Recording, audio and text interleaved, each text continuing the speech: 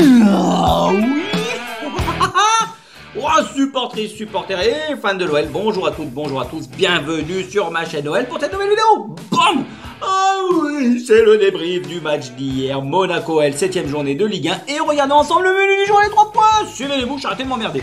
Exaspérant, c'est le premier mot qui me vient à l'esprit et que on va aborder dans cette première partie. Et Peter Alaoui, est-ce qu'il va devoir passer à la compta la semaine prochaine? C'est la deuxième partie. Enfin, note, top, flop, et les cartons, ils sont bien rangés, bien évidemment.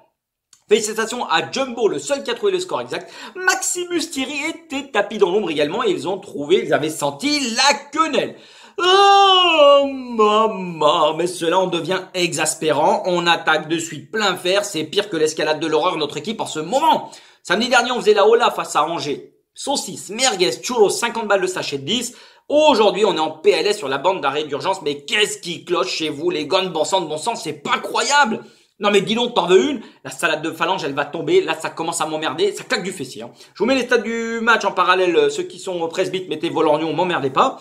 Je pensais pas qu'on en allait avoir autant la possession du ballon sur ce match qui nous aurait permis d'opérer en compte sur des transitions rapides avec nos joueurs. Ah ben, Kenako, Walou, capitaine. Monaco organisé en 3-4-3 pour le coup. Ah, ça me gratte, excusez-moi. C'est l'équivalent du 3-4-2-1, mais avec un placement légèrement différent sur les phases offensives. Ils nous ont laissé gentiment le ballon, tranquillou bilou, et ils ont attendu, comme n'importe quelle équipe, parfaitement en place, et à la récupération, bam, on explose comme du popcorn, et on les met dans la sauce sur chaque offensive. Alors oui, les équipes, dans l'ensemble, hier, elles se sont bien tenues. Il n'y a pas eu, voilà, elles se sont rendues coup pour coup. On n'a pas été aussi nuls qu'à Lorient et à Reims, mais faut pas se moucher du coude. On concède tellement de situations avec autant de possession qu'Ezako, c'est une béchamel de merde. Il n'y a pas d'autre mot. Ils ont été bien plus dangereux que nous en ayant bien moins le ballon, c'est dire si l'utilisation que l'on a faite était mauvaise. Une fois de plus, on a le ballon. Tu avances, tu es face au jeu. Le foot, c'est quand même plus facile avec le ballon que de courir derrière. Eh ben, pas chez nous. Il se passe rien dans notre circulation du ballon. On arrive à bien varier pourtant le jeu de gauche à droite en utilisant toute la largeur du terrain en écartant au maximum. Mais on n'a toujours pas et on n'a pas de toute façon ce joueur capable de faire la différence à lui seul sur un éclair de génie ou sur une passe qui va éliminer plusieurs lignes adverses pour créer la différence. Même si on a ce joueur, les intervalles, ils peuvent quand même être pris par les joueurs pour déstabiliser le bloc adverse.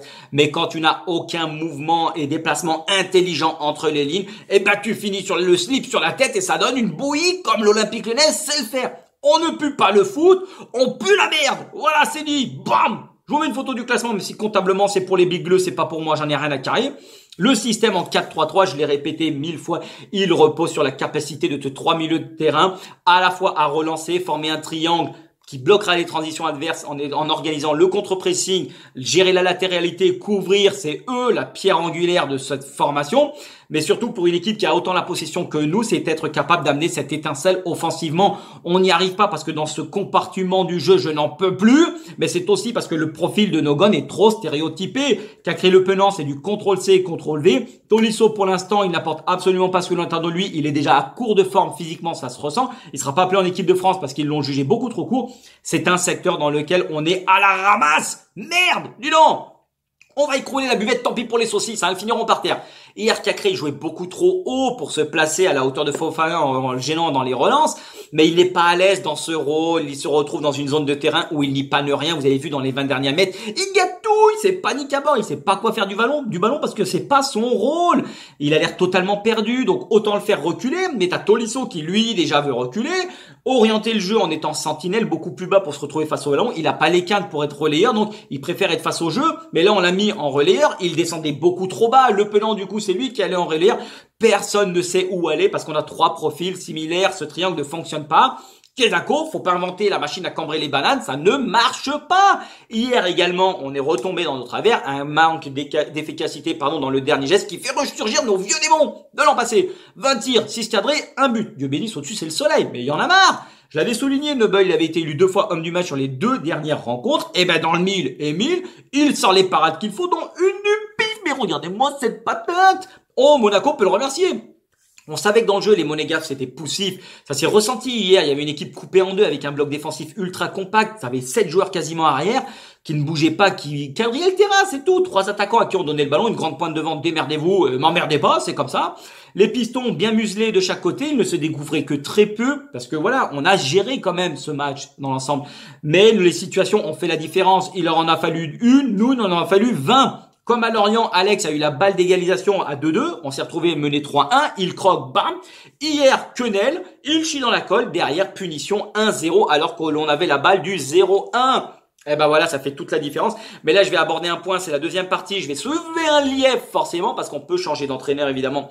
C'est plus facile que changer 11 joueurs. Kesako, non mais qui c'est qui crie? C'est moi ici. Laissez-moi m'exprimer, s'il vous plaît. La compta de Peter, ah oui, c'est au bout du couloir, ça va être tout droit. Ton seul tout compte, il est rempli, t'auras plus qu'à le signer lundi matin si on se vautre contre le Paris Saint-Germain. Hier à l'échauffement, j'apprends qu'on a travaillé les coups de pied arrêtés parce qu'on sait que Monaco, c'est une force chez eux. Eh ben bingo! Qu'est-ce qui se passe après? 2 buts sur 2 phases arrêtées par 2 défenseurs centraux qui avaient déjà marqué, Badiachil et Maripan. Tellement symptomatique de notre équipe, tu te demandes ce que l'on bosse et si les joueurs jouent avec leur tête, nom de Dieu. Je vois une photo du 1-0, corner, 55e minute. Alex vient de bouffer la feuille. On a marqué un individuel, comme on peut le voir sur la photo. Nos 11 guns sont tapis dans l'ombre sans se toucher la nouille. Marquage. On est bien au marquage avant que Caio Henrique s'élance. Et là, surgit les bois pour relâcher le marquage. Qui c'est? Je vous le donne en mille. La merguez. Anto, il sort pas, il reste sur sa ligne. Badiachil, il mesure 1,94. La merguez, 1m77. Logique, Moussaillon, c'est lui qui est au marquage. Eh ben voilà, aucune agressivité, mais de la passivité, ça fait 1-0. Erreur de marquage, erreur individuelle, comme d'habitude. On est plombé parce que jusque-là, sans les dominer outrageusement, on les gênait globalement dans le jeu, mais on prenait tout doucement l'ascendant. Ce début de deuxième mi-temps, Monaco avait gagné au point la première, mais là, on était reparti de plus belle. Sachant qu'on venait de manger la feuille, eh ben tu cours après le score, mais n'oubliez pas que Diatta a touché le poteau en première mi-temps, et Golovin, il a mis Lopez en valeur sur une volée, mais le Dolce lui a mis une bonne savate. Tiens, c'est comme ça que ça se passe chez nous. 8 minutes plus tard, qu'est-ce qui se passe? Allez, je vous le donne en mille. On met une petite photo. Coup franc excentré. Peter Alaoui veut absolument un changement avec Dembous qui remplace Cacré. On sait très bien que sur des phases défensives, jamais de changement pour ne pas se désorganiser. Peter, c'est au panache. C'est ça que j'aime. Caio Henrique fait une feinte. Golovin en fait une deuxième. À son tour, la deuxième feinte, ça nous fait tortiller du fion. On est en train de moucher rouge. Les dents, elles sont sur le parquet. Hein. Les joueurs sont bien placés avec leur corps entre la cage et l'adversaire au moment où le ballon part de la guibole du Monégasque. Mais regardez-moi ça, ce n'est pas vrai. Merde! Les Monégasques sont tous en mouvement et arrivent lancés en regardant le ballon pour couper la trajectoire. Et nous, on a 6 joueurs qui se sont arrêtés. Là, va vraiment falloir arrêter de me prendre pour une banane et le roi de la trompette. Arrêter cette mascarade, ça a assez duré. Maripan, il est au milieu de 3 Lyonnais qui déménagent, ils rafutent, poussez-vous de là, bande de nazes, que je m'y mette. Il dévie le ballon de la tête, mais même si derrière Anto la sort, ou il se loupe, t'as 4 joueurs de l'ASM qui ont suivi, et nous on est en train limite de fumer une tige, sa zone, en train de regarder en tribune, de se dire, ouais, il y a peut-être de la zouze, si on peut aller en chiner une. Eh ben non, ça ne se passe pas comme ça. Peter, tu es incapable de faire passer des consignes à tes joueurs, autant que les joueurs sont incapables de les appliquer. Vous puez la merde, ça suffit, je suis excédé. Je tape du poing sur la table, dorénavant. Vous l'avez pas entendu, mais j'ai cassé le bois. On se fait chier dessus, ça fait 3 déplacements d'affilée. Et là, vraiment, votre capacité, je veux bien qu'à un moment, techniquement, ça suive pas, on a du mal sur certains matchs. Mais la capacité mentale à se faire violence, ça ne dépend que de vous. Vous n'avez plus rien dans le slip, laissez-le et laissez-nous tranquilles, ça suffit. C'est le coach c'est à lui, Peter Alaoui, de transmettre. Tu en es à des allées-lumière, tu n'arrives pas à faire passer un message. Tu veux pas que je te joue de la flûte non plus. Monaco n'avait pas gagné un match chez eux, 4-1 face à Lens, puis 4-2 face à 3. Eh ben, c'est chose faite. Merci l'OL. Dans ce genre d'adversité, Dembous, il aurait pu démarrer le match, parce que même s'il rate la balle du 2-2, il en a loupé une autre quand il est rentré. Il en croque, mais il aurait permis vraiment de peser sur cette défense parce qu'Alex, il était seul face à 3 videurs de boîte de nuit, sans Gondès, une part de gâteau, ça dégage, bande de nazes. C'était trop dur, il a bien tenté, mais il n'était pas dans un bon jour et physiquement, c'était une calamité à la fin sans nom. Quand on voit les vidéos des entraînements et de l'intensité, c'est normal que nos joueurs se avalent la trompette. Tolisso, vous avez vu sa sortie quand il allait s'asseoir, le cerveau n'oxygénait plus, il était en surchauffe, il était complètement rincé, il n'arrivait plus à respirer. Le Dolce, Alex, pareil. La tête dans le seau. Peter Alaoui, il a tout essayé tactiquement, sachant que Monaco en plus avait joué jeudi et on espérait compter sur une baisse de fraîcheur physique. Mais c'est nous qui avons fini la tête dans le seau, ce n'est pas normal. Et le seul moment où on a vu de la gadoche, c'est à 2-1, je vous mets la photo. Aucune tactique.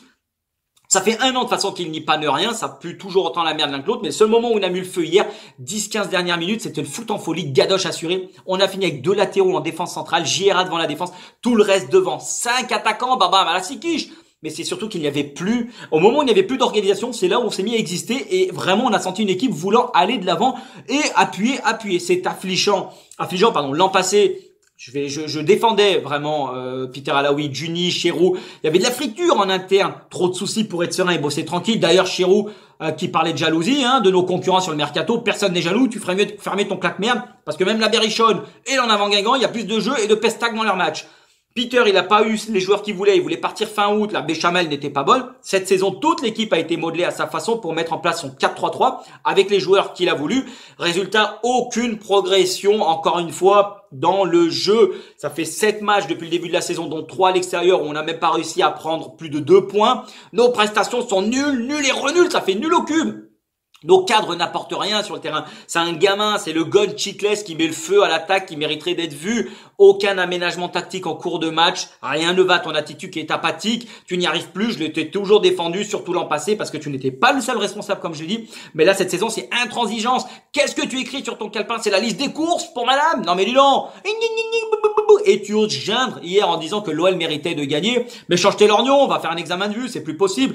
La merguez, c'est la faillite assuré de ta tactique, tu n'y es plus. Il a montré les limites à ce poste et en plus tu ne le sers pas parce que ça va devenir le bouc émissaire. Déjà qui fait des prestations vraiment limites, mais en plus tu continues à le maintenir. Tu crois que c'est un défenseur central? Non, c'est pas possible. Un comptable, ça vend pas des saucisses. C'est la buvette, c'est sa spécialité, d'accord? Donc non, à un moment donné, chaque match c'est pareil. Mais voilà, on vend nos meilleurs joueurs. On recrute à 9 millions alors qu'on a un investisseur qui vient claquer l'oseille. Par contre, on peut continuer à faire du surf et à jouer au bowling au Groupama. Ça, c'est excellent. Mais attention, parce que lundi, après le match du PSG, à mon avis, ça va claquer du fessier, je préfère vous le dire. Bon, on va passer aux notes pour la dernière partie. Les gones, le Dolce 6, toujours disponible, beaucoup d'activités comme d'habitude. Il propose des solutions sans cesse dans son couloir. La doublette avec Tété, ça a bien marché. Il a distribué des caviars, mais si ça avait suivi, ça aurait fait des passes D. D'habitude, défensivement, c'est du gruyère. Et hier, Monaco a insisté sur son côté parce que l'axe droit de la défense, la merguez et le Dolce, c'est le lieu du crime. Mais vraiment, il s'en est bien sorti, je trouve. J'ai mis 6 également à Tété dans le couloir, percutant, remuant. Il a sans cesse tenté de provoquer et combiner avec le Dolce. La doublette, elle fonctionne bien, même si dans ses dribbles, parfois c'est trop stéréotypé, il repique axe, n'est pas Robben qui veut, mais il est de loin le meilleur Lyonnais sur le front de l'attaque hier. Chicless, entrée fracassante. Passe D encore une fois, sur les 6 derniers matchs, il a joué que 80 minutes, il en a 3 passes D, des dribbles, de la percussion, il remue, c'est un gone de 10 ans qui met le feu, ce n'est pas possible, donnez-lui sa chance, sinon c'est une tristesse absolue le match. Et au niveau des flops, allez tiens, regarde, BAM! Allez la merguez, tiens, comme d'habitude, c'est toujours les mêmes, t'es en train de couler gone. Mais le coach ne t'aide pas non plus, c'est vrai. Battu sur tous les duels aériens, à un moment t'es parti sauter comme un jeune chien fou, comme si t'étais à la pistoche de Gerland. Non, c'est un terrain de foot, God, faut que tu te reprennes. T'as été battu sur le corner avec un marquage trop laxiste. Il est grand temps que tu retrouves le poste où tu excelles, le vent de touche, mon ami. Cacré, 4,5. Depuis qu'il est le relayeur, il joue beaucoup plus haut. Il n'est plus long que de lui-même. 77% de passes réussies. Hier, c'est trop peu. Et comme il s'est retrouvé dans les 20 dernières majoritairement, il ne sait pas faire de passes clés. Et là, il a été complètement perdu. Il va vraiment falloir qu'on retrouve de la sérénité sur toutes les lignes. Et Maxence est le symbole absolu d'un foot en déliquescence du côté de l'OL. Et Alex, j'ai mis 4 également. 4,5. Il s'est démené. Il s'est battu, mais trop maladroit dans le dernier geste. Il a fini asphyxié comme tous les autres. Ça serait compliqué parce qu'avec les 3 leaders, comme on a vu, c'est compliqué. Mais surtout, c'est cette balle du 1-0 que tu rates, qui aurait pu nous mettre sur de bons rails et qui entraîne derrière une chute libre. Les gars, c'est tout pour aujourd'hui. L'Olympique Lyonnais est et restera une formidable raison d'être heureux. Dites-moi ce que vous en pensez dans les commentaires. On se retrouve fin de semaine pour l'avant-match face au PSG. D'ici là, portez-vous bien, passez une belle journée et foutez-moi le camp comme d'habitude. Tiens, regarde, bam, on finit sur ça.